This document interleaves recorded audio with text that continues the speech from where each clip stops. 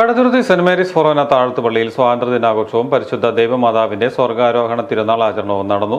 രാവിലെ വിശുദ്ധ കുർബാനയെ തുടർന്ന് ദേവാലയ അങ്കണത്തിൽ മന്ത്രി മോഹൻ ജോസഫ് ദേശീയ പതാക ഉയർത്തി.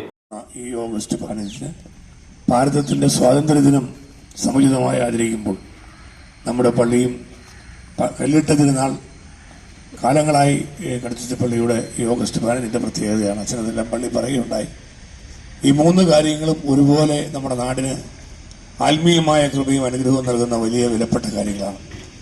ഇന്ന് സ്വാതന്ത്ര്യദിനത്തിന്റെ മംഗളാശംസകൾ എല്ലാവർക്കും നേരുന്നു. ഔദ്യോഗികമായ ചടങ്ങുകൾ സർക്കാർ നിശ്ചയിച്ചിട്ടുള്ള അനുസരിച്ചുള്ളത് 8:30 മുതൽ കേരളത്തിന്റെ വിവിധ ഭാഗങ്ങളിൽ നടക്കുകയാണ്, രാജ്യത്തിന്റെ വിവിധ ഭാഗങ്ങളിൽ നടക്കുകയാണ്. കോട്ടയത്തുള്ളതിൽ എനിക്കും പങ്കെടുക്കണം.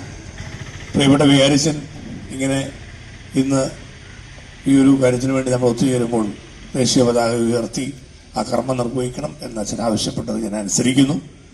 ഇവിടെ ദേശീയ പതാക ഉയർത്തുമ്പോൾ തീർച്ചയായിട്ടും രാജ്യത്തോട് ചേർന്ന് നിന്നുകൊണ്ട് സഭയ്ക്കും സമൂഹത്തിനും വേണ്ടി നമ്മുടെ രാജ്യത്തിന്റെ പുരോഗതി. വികാരി ഫാദർ ജോൺ പാളത്തോട്ടം, സഹവികാരി ഫാദർ എബ്രഹാം ബിരിയപ്പുറത്ത് തുടങ്ങിയവരും ഇടവക അംഗങ്ങളും പങ്കെടുത്തു. മധുര പലഹാര വിതരണവും നടന്നു. തിരുനാൾ ആഘോഷത്തിന്റെ ഭാഗമായി വിശുദ്ധ കുർബാനയും പരിശുദ്ധ ദൈവമാതാവിന്റെ തിരുസ്വരൂപവും വഹിച്ചുകൊണ്ടുള്ള പ്രദക്ഷിണവും നടന്നു. താഴ്ത്തുപള്ളിയുടെ കല്ലിട്ട തിരുനാളും ദേവാലയത്തിന്റെ വെഞ്ചരിപ്പ് നടന്നതും ഓഗസ്റ്റ് 15-നാണ്.